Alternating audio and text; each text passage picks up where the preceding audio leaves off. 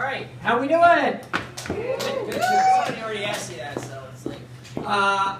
The show is called The 7 Habits of the Tipping Point of What Color is My Parachute?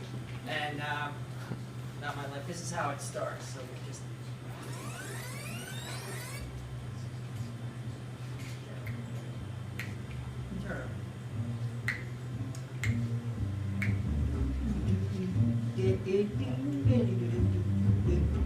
Okay, so check it. I'm the lead information architect in a packed conference room with a .com design and development shop called Kamikaze Clan, working on a project called Forsurance. This project is backed by 5 gigantic insurance companies. It will be one of the classic all things to all people internet applications. It will buy insurance. It will sell insurance. It will insure everything and become the hub of all things insurable. Now, I'm up at the whiteboard tripping out on the dry erase markers and coffee and sugar leading this meeting. We've got business analysts. We've got insurance executives, user interface designers, HTML developers, and other information architects who, though full-time employees, are junior to me. I'm a hired gun brought in to wrestle this project to the ground and bring it on home, not full-time.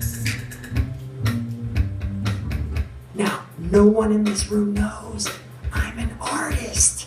I got screenplays I'm working on, I've got sculptures and books and musical. I got this one screenplay, it's like the dying words of a suicide that goes into the Citizen Kane-like investigation, and then it ends up in this long existential dialogue scene a la My Dinner with Andre.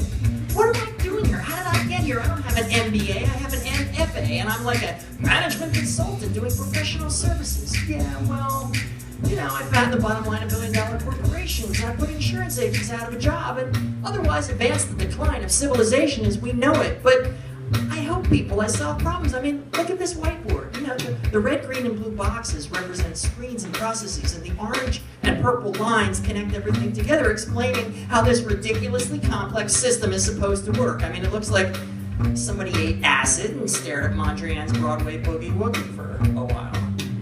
But, you know, this is just research for my next piece.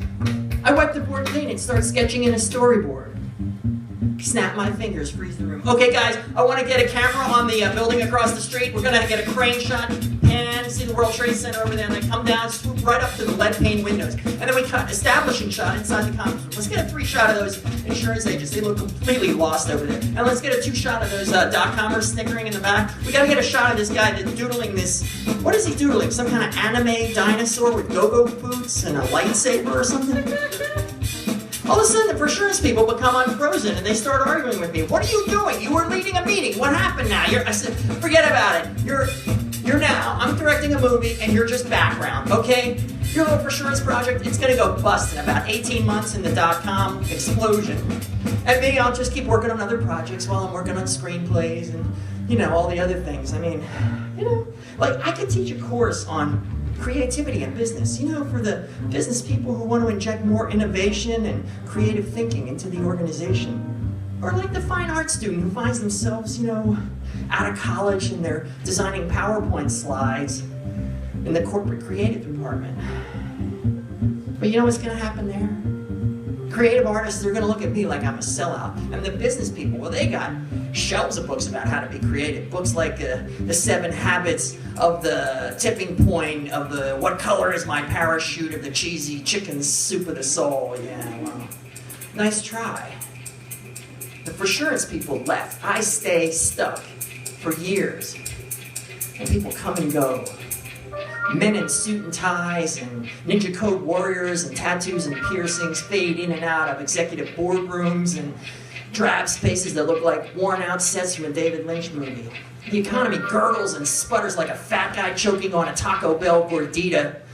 And our finances form a noose that turns into a snake that bites us in the ass. I can't get creative projects going because I'm too busy trying to cover the 4-figure healthcare and the mortgage is about to bounce. We wind up in a legal maelstrom with the mortgage company who appears to have robo-signed us into foreclosure. Now, I spend more time working than not working, and this yields not necessarily positive cash flow, but cash flows nonetheless. And this goes on for years of on again, off again work. 2 steps forward, 1 back, 3 steps forward, 3 back, 2 sideways. ways, 6 diagonal, 6 in a circle, hokey pokey, put your right foot in, put your right foot out, hokey pokey, fucky sucky, this fucking never ends. I can't reckon this idea of a creative life with corporate work. This isn't about pride. I'm not ashamed of what I do. I'm not living off of what I do. I think, hey, you know, maybe this next big high-profile job at this big high-profile company will cram enough money down the throat of my inner artiste and shut him up for good. Or maybe my inner artiste will pop out in the middle of an important business meeting with a palette and a paintbrush and a beret and say, whoa, whoa, daddy-o, daddy-o, the negativity of your oppressive business world is harsh on my freedom tip. This wasn't supposed to happen. I'm an artist. I was going to write, direct, express myself any way I knew how. I knew art had the power to change. I could save the world. So saving the world required checking and savings and credit and an agent and connections. Sorry, I'm sorry.